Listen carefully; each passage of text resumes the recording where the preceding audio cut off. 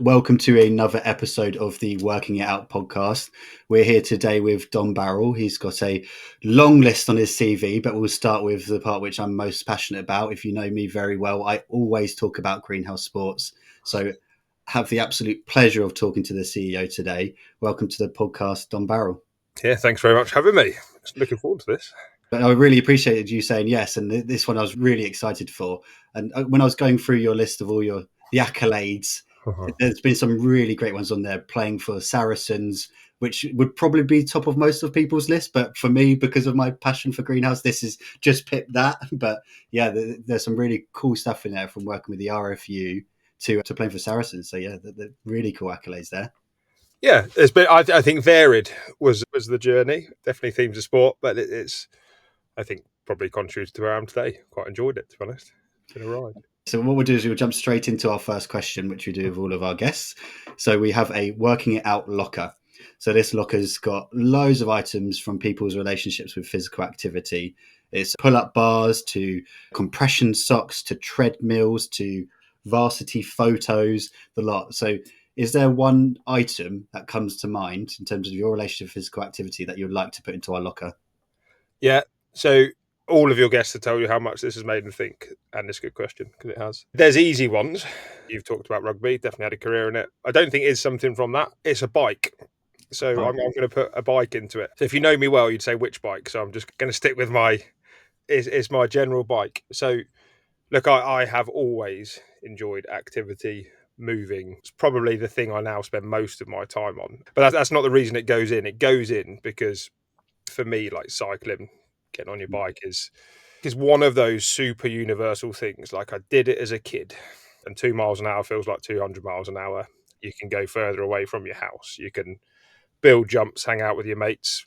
I've got a bit older, stopped playing rugby, and it's the thing I now do for exercise. Like I'm a really bad racer on it, so I better do a bit of racing. But more importantly, and I've actually listened to other guests, like some of my best pictures I currently have are me, my son, and my dad still. And if you look at that age range, there's a good kind of 60 something years between everybody on that. There's not many activities that you can do with that kind of intergenerational shift, and everyone gets something out of it. So I've heard other people talk about running, and yeah, I definitely can't see myself going for a run with my dad because he needs a new hip at this point, but he can still cycle. So in every sense, his social kind of family is probably for me like the best thing you can pop in. I commute on it, I socialise on it, I get to hang out with my kid, my dad, my friends with it, and I'm a big fan of all forms bikes. So the bike goes in and comes in with me. So yeah, there's a few things I picked up there, which bad racer. Does this mean that the level of competition that was in rugby has transferred into cycling? The enthusiasm and the competitive desire is something that I've worked on as I've transitioned out from being an athlete. It's an interesting one. Like you definitely reflect it as you grow up. Like I grew up I was an archetypal kid with a load of energy that was probably sent towards sport actively. So I do some racing now. So what happened?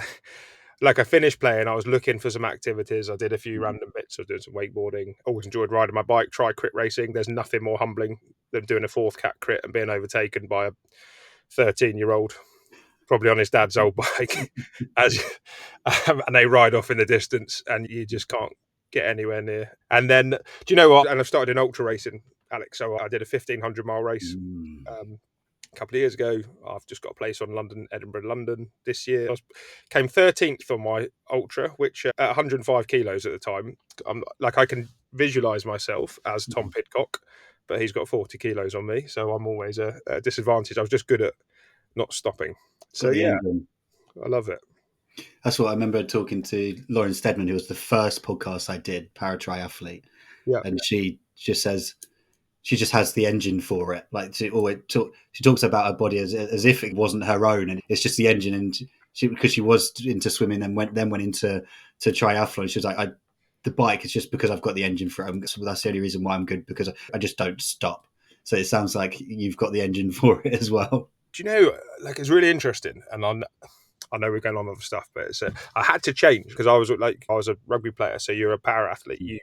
you get good at repeating stuff that doesn't last longer than a minute. That's the sort of general premise of the sport. And then I had to get good at cycling for 21 hours a day. And in that first race, I spent a lot of time just crossing over with this guy called John. And John, 25 years older than me, like, he was nearly 16, and he was at the front end of this race. Just remarkable. And you don't have to be quick. You just need to not be slow. And he'd tell me off when he'd see me take too long to get food out of a petrol station. And he'd just whiz past on his bike and go, "You're too slow." I learned a lot on that, and I thought it was quite a good lesson for life. You don't always need to be the quickest. You just need to keep going. And I think that's a skill I've probably always had. I've been relatively good at moving forward. And you say this has gone off track. It hasn't. So the podcast is guided by the conversation. So we have these structures because the idea is that the question set stays the same. You think, how is that going to work for a long period of time? But the answers are so different. So the 5-minute conversation, 10-minute conversation off each question just has not been the same yet. And that's because we just let it go wild. But we have actually led really nicely into some of the next parts. And so we've used some words, some emotions at some points, which the second question is, when it comes to physical activity, what one emotion describes your relationship with it?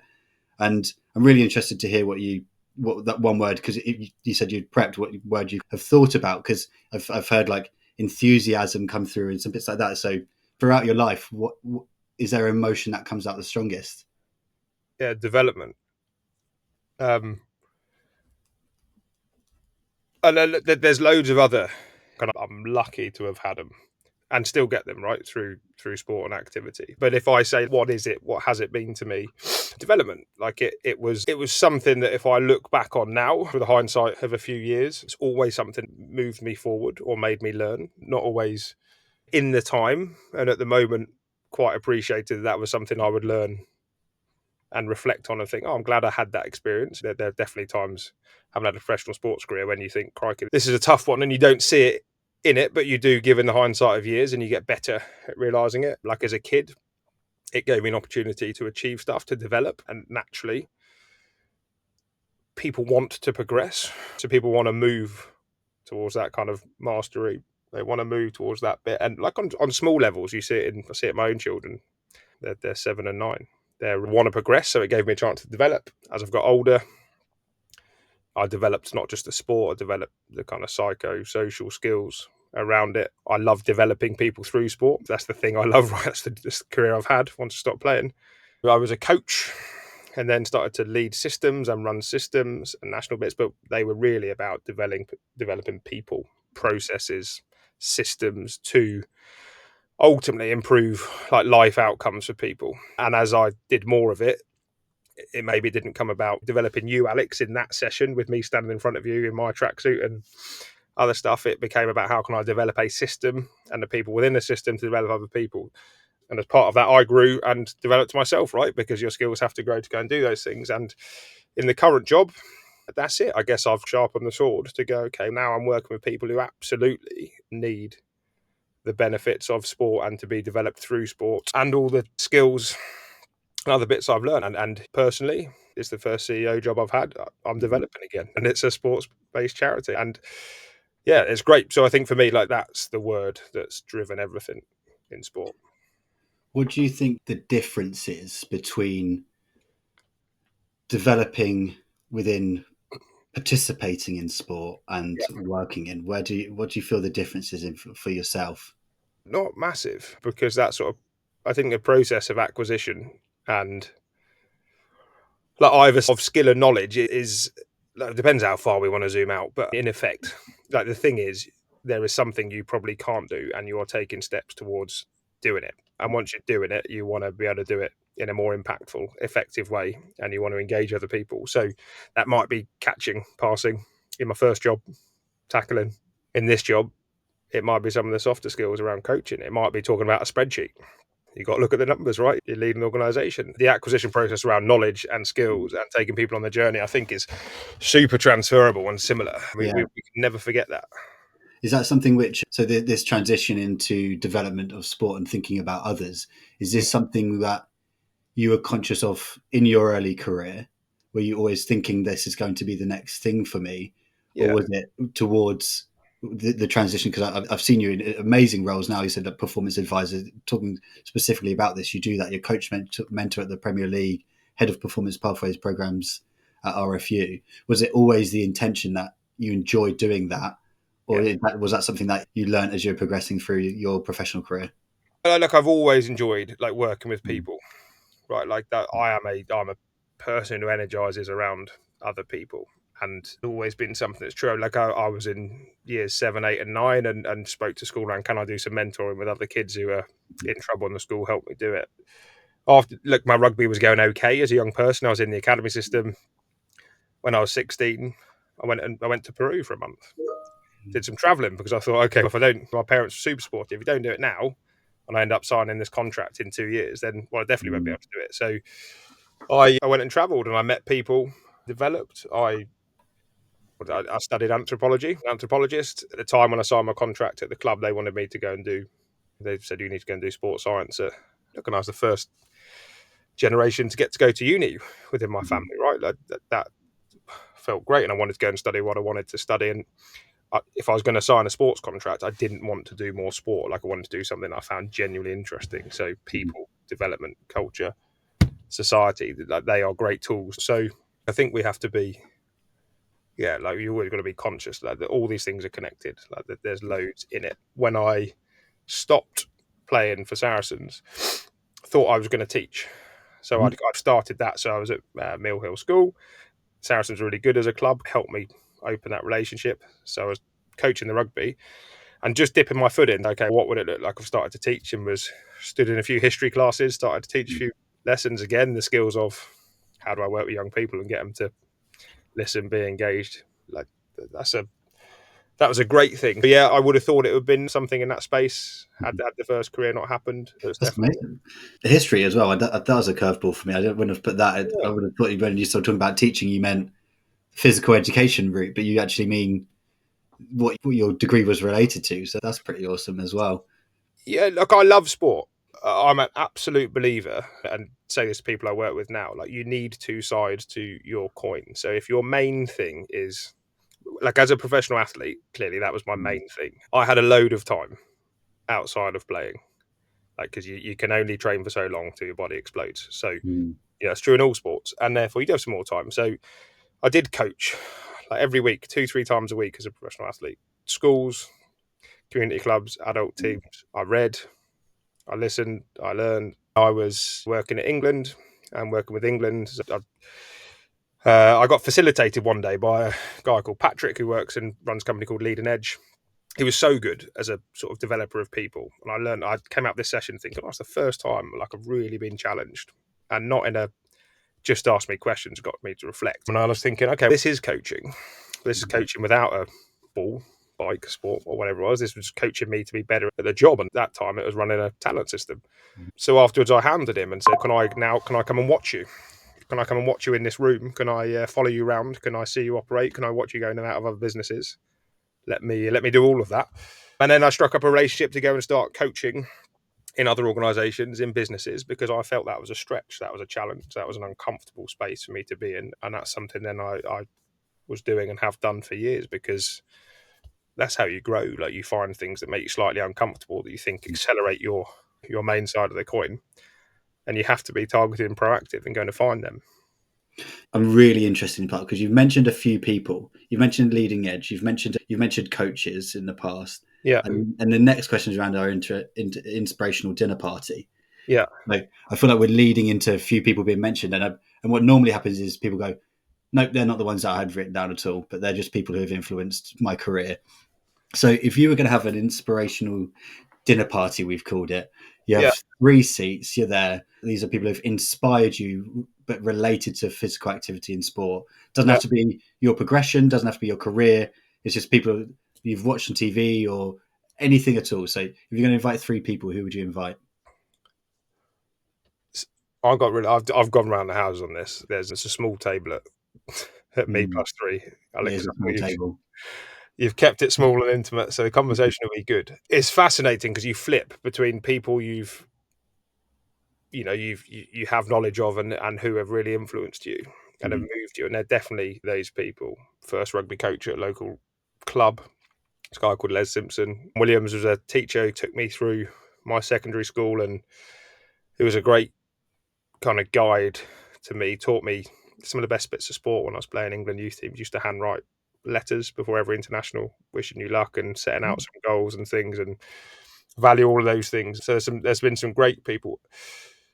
Like, who would I have? I actually met someone the other night for the first time, which was a good example. So I guess, so the first name I'll give you is in service of me continuing to learn and grow. I was at an event the other night, the True Athlete Project's kind of vision launch evening. That was really interesting. It was great, like, listening to what they're doing. And Baroness Tanny Gray Thompson came in. I was like super excited, right? Because first I'm just a sports fan, and you got this like class Olympian, and I was like, okay, I just want to go and say hello. I'm a first and foremost fan, and then secondly, because of, I think, what she stands for in terms of driving access to activity, like barriers to it, right, and I massively admire how direct she's been, like how challenging she's been. Like, in some sense, I admire it and wish she didn't have to be at the same time. And I've always admired us. Got to have a conversation and follow up with Baroness Danny Gray Thompson. So she would be first on my list because I'd like a bit more knowledge and like to pick her brains in one sense. That'd be one. Second, like I'm not going to say you, Alex, because we're talking now and we've already built that relationship. But like, I'm learning hugely at the moment, right? I've always thought I was good at understanding like what are the barriers in the way of people taking part in activity.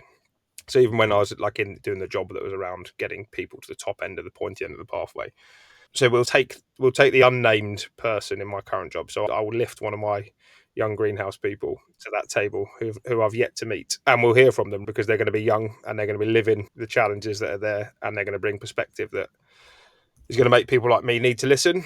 I'm a long way from it, despite how hard I try, and will be every day. So we'll have an unnamed participant.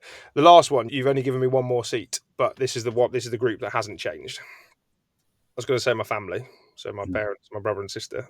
It's a big seat. You can give them a bench, and if it's just two, I'll bring my mum and dad. Like, I'm really fortunate that they have been huge drivers of activity. We all know, you all see the research on, if you've got trusted adults who are active around you, they'll do stuff, and like, they're both ends of the scale, right? So my dad did all activities and all things. He got me into cycling, still does it, still loves it.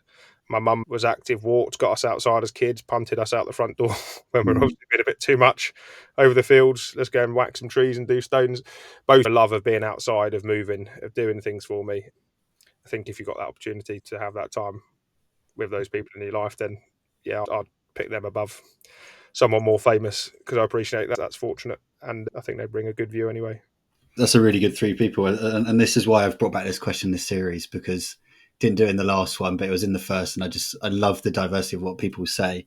And I think you mentioned his name was John, the one who did the handwritten letters. Was it his name? Yeah, John Williams. Yeah, John Williams. Yeah. One thing that I valued, which you've obviously picked up, is when I did the marathon for Greenhouse, you sent a handwritten postcard.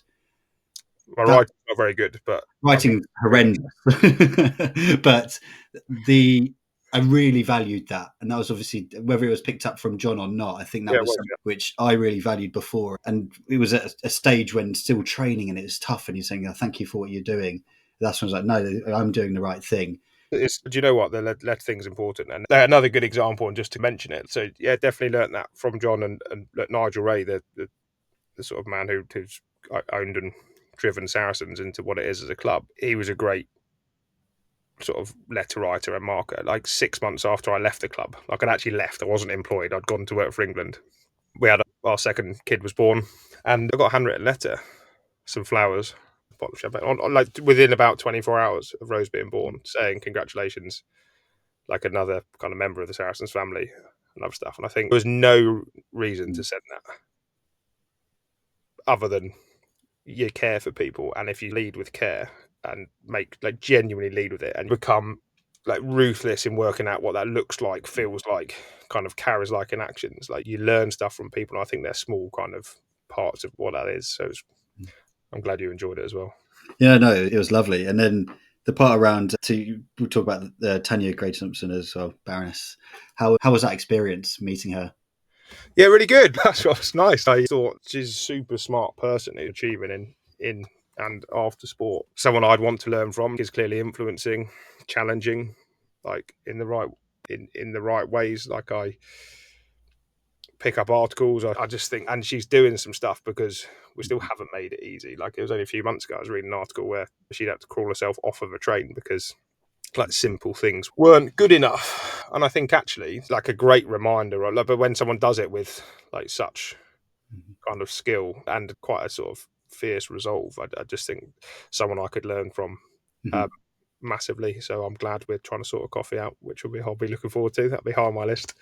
Yeah, and that'd be a really interesting conversation because I think that could be just a really interesting thing for Greenhouse in general in terms of a direction. The model that you've got is fantastic, but like there's so much scope to work with different types of schools, different types of communities.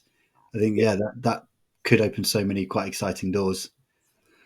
Yeah, and let's follow it. There's definitely learnings at Greenhouse from relatively marginalised groups across quite actually a kind of range of groups as well.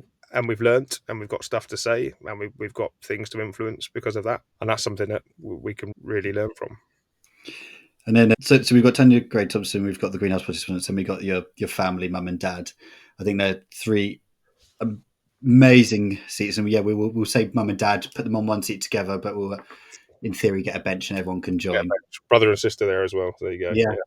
So what we do now is we transition into the second half, which so like hopefully the listeners have got to understand you as Don Barrell, but obviously what we're trying to do is tackle inactivity here. We introduce the guests so that they can understand the real person behind the role of CEO.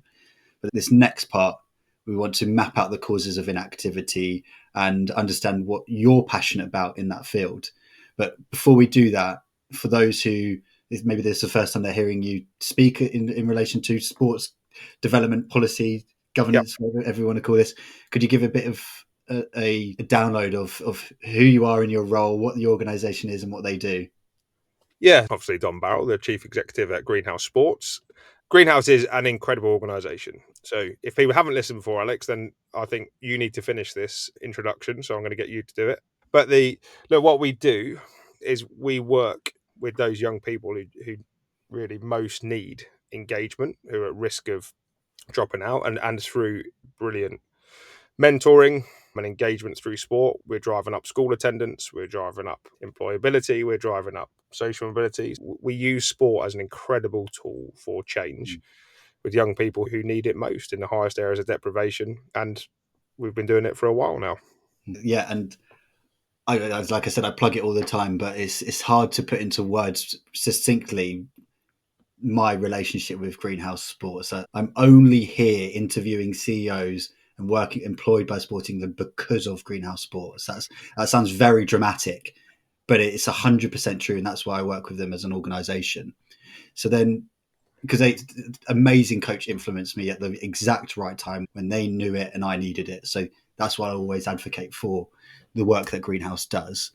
So then we can see how your work, you in terms of, like you said, or throughout your whole career so far, you've been thinking about talent acquisition, people development, and that's what Greenhouse does. It's not just about delivering the activities; it's about developing the individuals who are participating.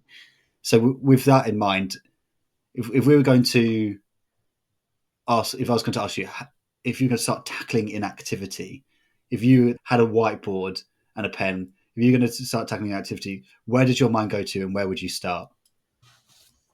Yeah, great question.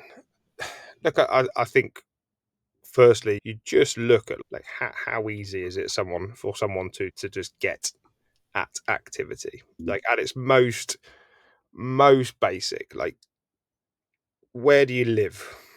Like what's outside your front door? So for a lot of like young greenhouse people, if you don't have the space, the time, if it's not safe, if your environment doesn't even allow you get out your front door and walk safely down the road, then maybe we're at quite a low bar, and sadly we are.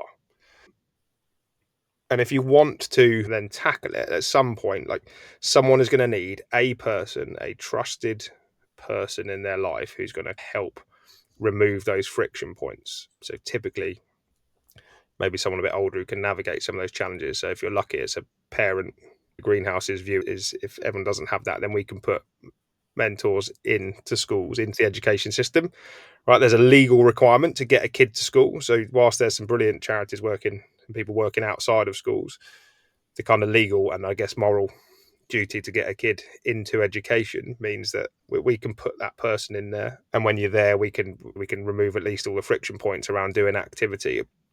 So there's that stuff. There's Groundhog Day problems within developing and working with young people to tackle inactivity, puberty, and going into these kind of like difficult adolescent years will happen every year, right? So the nice thing is, anywhere you've got a Groundhog Day problem, you can prepare better for it. I think it's at a time when, certainly if we look at the individuals, young individuals, there's a lot going on. And they're trying to navigate through friendships. Your brain is changing, your body is changing. You're not quite sure why, where, what, and if you've got then a space to go to explore stuff, to work through frustrations, to engage with some activity that lifts some of that pressure. And when you start letting the pressure valve off, then you open up the ability to work with people a bit more actively in a bit more of a targeted approach. So I would say that's your next step on tackling it and moving to it. And I guess lastly, I look, it's important you use the word inactivity. So I appreciate it. I'm here and we are Greenhouse Sports. Don't be under any illusion. Like some of the stuff we do with young people, the most we'll do is go for a walk. And so we've got some brilliant coaches, and that's their engagement. It's a walk, because that's the most inclusive, safest, accessible thing that young person wants to do. Why activity? Because you're not just tackling an activity. So this is the sort of podcast aim. Like as you're building out, there are all these other benefits like that come of getting into inactivity. There was a ridiculous headline I read this morning in the paper, from, without name calling, but there was an MP who basically just said people need to work harder, need a bit more drive. I don't know if you saw that in the news at all this morning. No, I didn't know. So it just said like the way we'll solve it is everyone just needs to work a bit harder.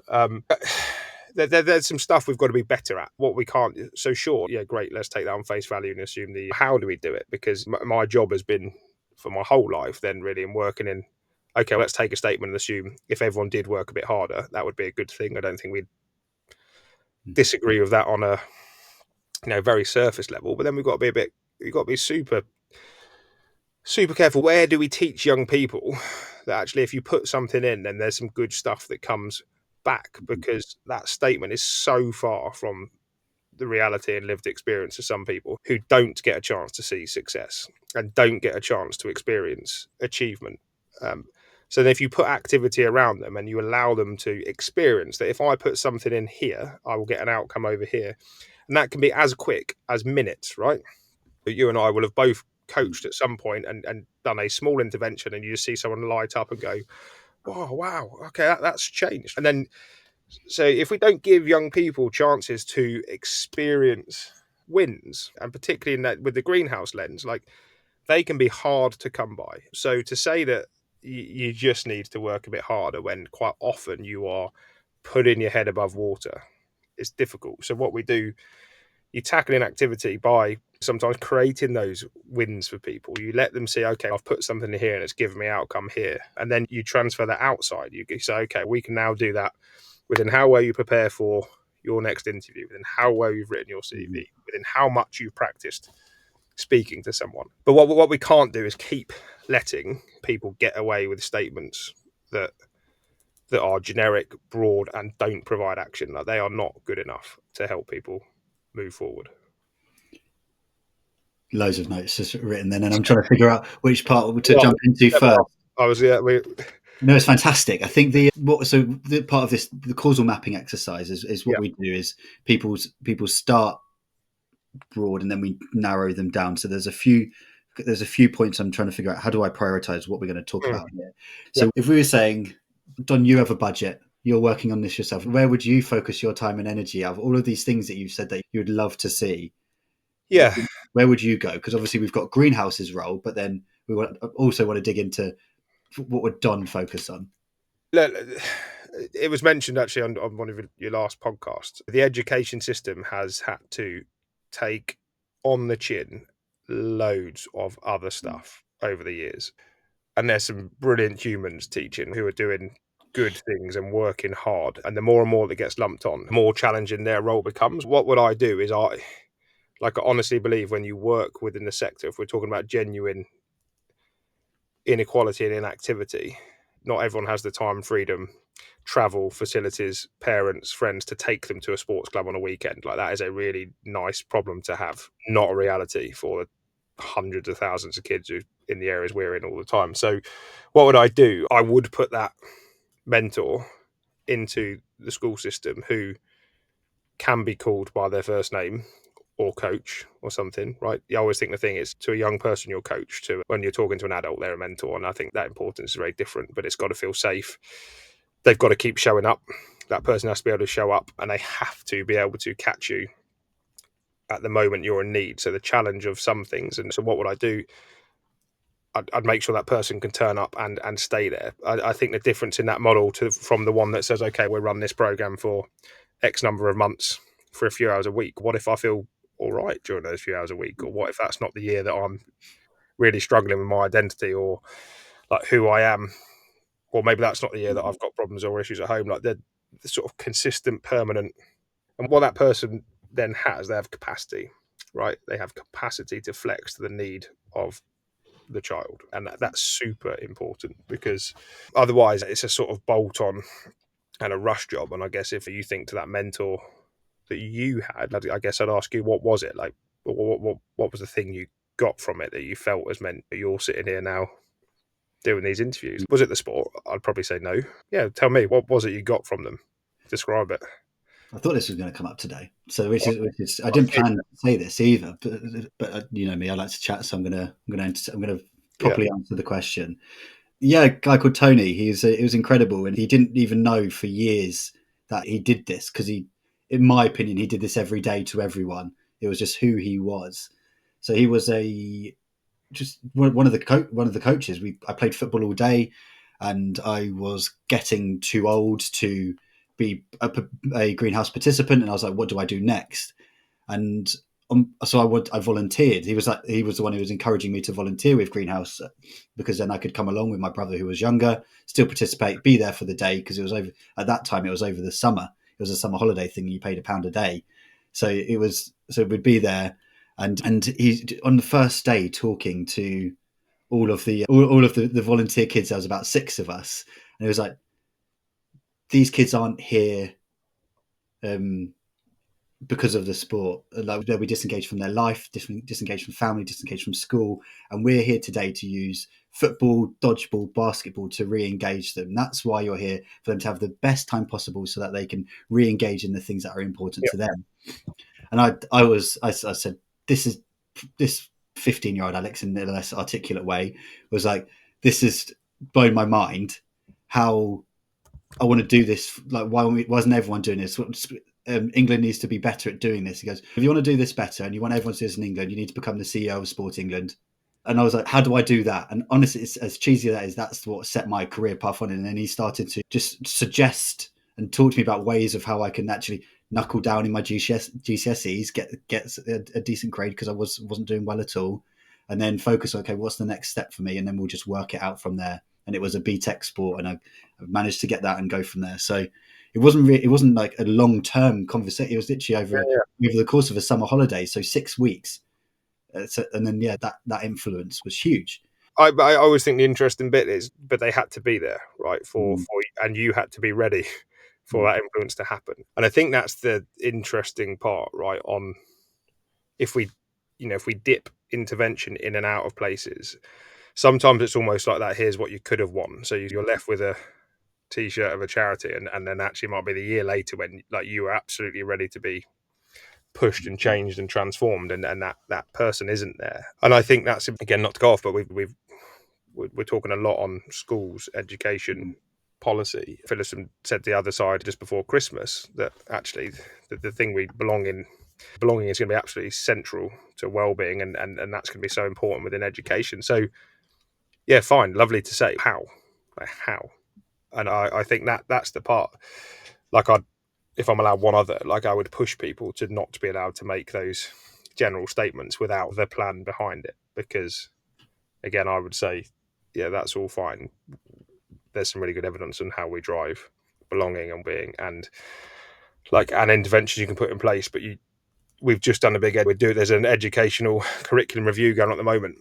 Where's the place of sport and inactivity in it? It's nowhere near good enough, when we all know that really the win for everyone, the win for society, is like a lifelong active, happy participant. Someone who can swim at 80 and walk is the win. Someone who's experienced in relationship with activity was good. It's a brilliant quote by Frederick Douglass, who's like talked about it's easier to build strong children than repair broken men. The quote. Now, like, I've always thought about that in my life. And look, of course we have to do both, because we can't put someone's kind of life up, but we absolutely can't. It's inexcusable to allow young people to develop without that positive relationship with activity and exercise. And to Bridget Phillipson's points, if you want to drive well-being and belonging, then it's a key tool. Good example, my little boy at the moment is 9. Look, I'm sure we could write very similar school reports, right? Because all mine from when I was a kid say, oh, he's full of activity, he's full of energy, he just needs to focus a bit. And he's a lovely kid. Like, the school, credit to them, have now got a thing where he is 9, so he's a year 5. As a group of kids, you need a bit more activity every day. They need a bit more exercise. It's just probably the rabbit hole to not go down, because it could take too long. But the way we teach kids isn't always geared to getting the best out of young people. He coaches every day, right? Because he's the oldest kid in the kind of like extra activity group, and he coaches a group of year 3s and 4s for an extra 20-30 minutes a day. He gets this feeling of, he talks about what he's doing, he organises the session, sets the kit up, speaks to the other young people, and they all get this extra time moving, right? In no way, like, that is only adding to his school experience and his ability to stay in and learn in the classroom. Like, on a slightly more, so there's a single example, on a kind of like evidence-based example, Greenhouse have got a PhD running with UCL's neuroscience lab that is looking at, in primary children, what's the impact of a greenhouse intervention against a control group. So sports-based intervention versus, I think the control group was using like an journaling art approach to.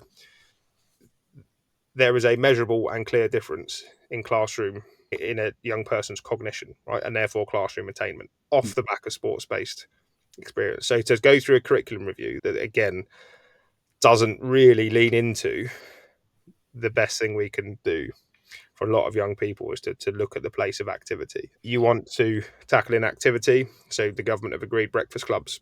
That is fantastic, right? We're going to feed more children. That is brilliant.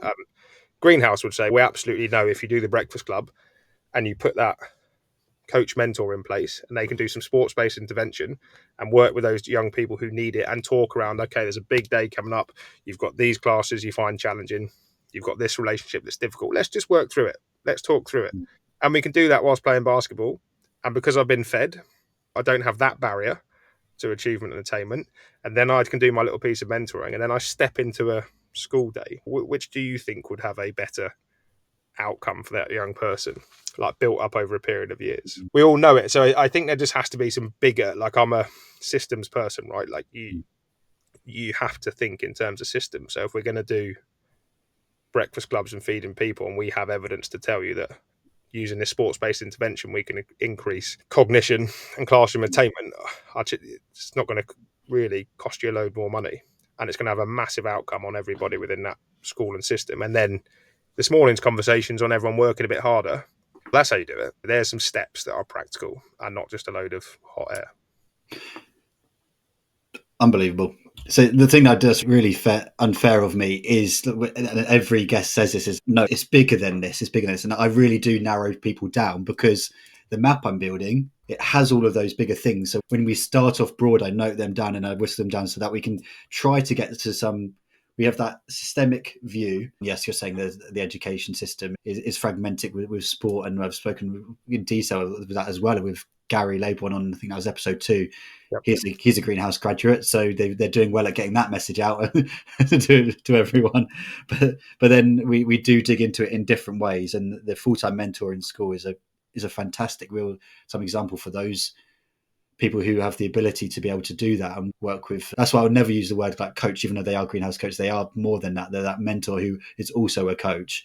So yeah, that's an incredible way. I really like that last bit around something. This is really new, and I'm trying to figure out how we dig into it how I dig into it in future conversations as well, around whether they be MPs or people of influence, and not making generalized statements. I don't know how I'm going to populate this on my map, but it's a really interesting topic, which need to dig into. How do you do it? You have to challenge people like me to ask the questions. So we have to be good at saying, great, tell us the plan then. Like, great noise, great words. What's your plan?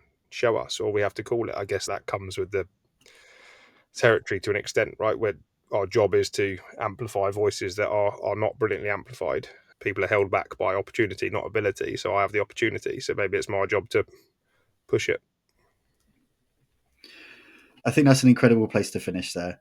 I really enjoyed our conversation today. We've started broad, really started to talk around access, and then how we dig that down into education system and supporting people in schools. I think that's a really interesting part. Really enjoyed your three guests and your relationship with physical activity, and just really happy that Greenhouse has come on the podcast. So thank you very much for that. No, I appreciate your invite massively. Thank you very much.